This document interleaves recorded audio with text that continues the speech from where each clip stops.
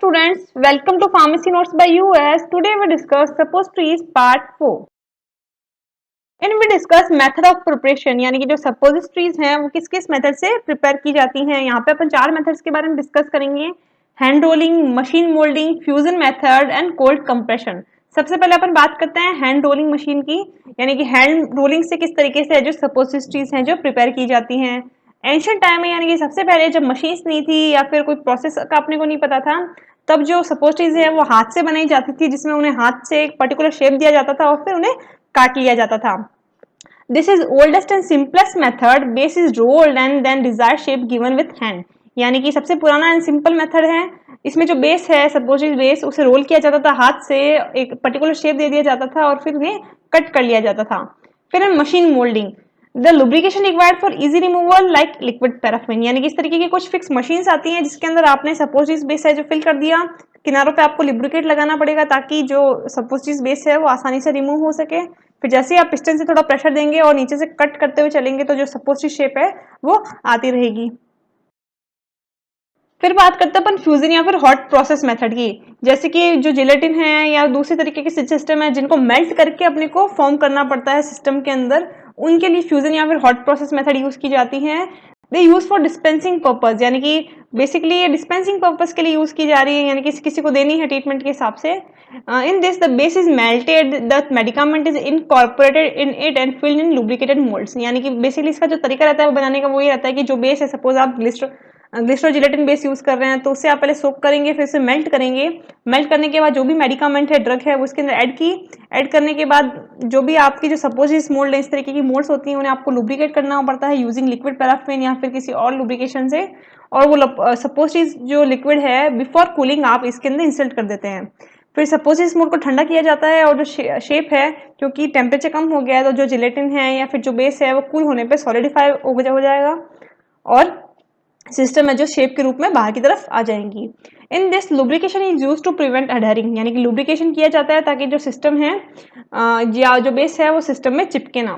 Basically इस तरीके के सपोजिस मोल्ड होते हैं। जैसे ही आपने जो बेस है और मेडिकामेंट है जिन्हें मेल्ट किया, मेल्ट करने के बाद इसमें लुब्रिकेशन लगा के इसे इस तरीके से बंद कर दिया जाता है। बंद करने के बाद इसके अंदर सपोजिस है जो फिल कर दी जाती है। फिल करने के बाद आप इसे कूल करते हैं तो जो लिक्विड है वो सॉलिड में कन्वर्ट हो जाएगा और सपोजिस हैं जो कि बाहर की तरफ निकल के आ जाती हैं।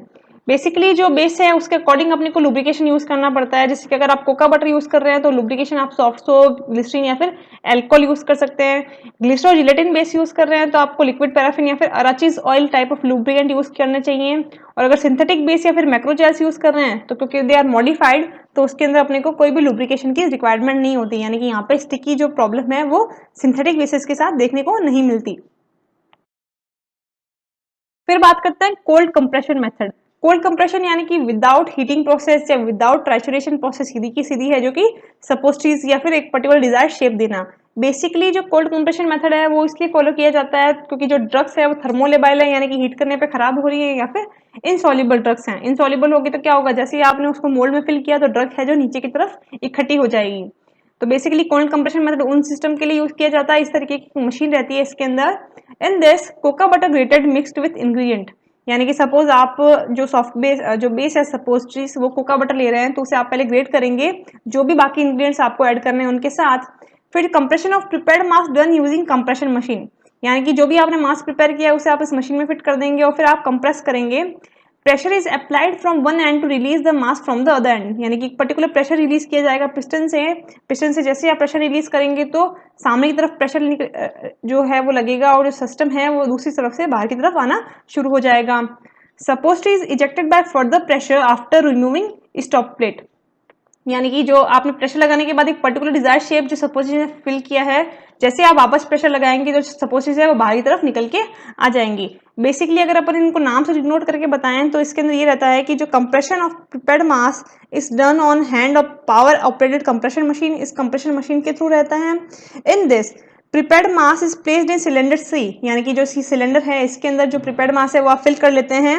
उसके बाद जो भी ये नैरो ओपनिंग है, यानी कि जो डी नैरो ओपनिंग है, यहाँ पे जैसे आप पिस्टन से प्रेशर लगाएंगे तो इस नैरो ओपनिंग में जो मोल्ड मास है वो इकट्ठा हो जाएगा। फिर फर्दर प्रेशर लगाने पे आप देखेंगे कि जो सिस्टम है वो बाहर की तरफ आ जाएगा और the thread of mass passing into mould, or compress until homogeneous fuse masses form, यानी कि तब तक प्रेशर लगाना है जब तक कि आपके पास एक होमोजीनियस एक शेप क्रिएट ना हो जाए। On the removal of retaining stop plate F suppositories are ejected by further pressure, यानी कि जैसे आप फर्दर प्रेशर लगाएंगे तो इस प्लेट के थ्रू सपोचेज हैं जो कि बाहर की तरफ निकल जाएंगी। Hope you understand and enjoy the video. Please like, share and subscribe. Thank you.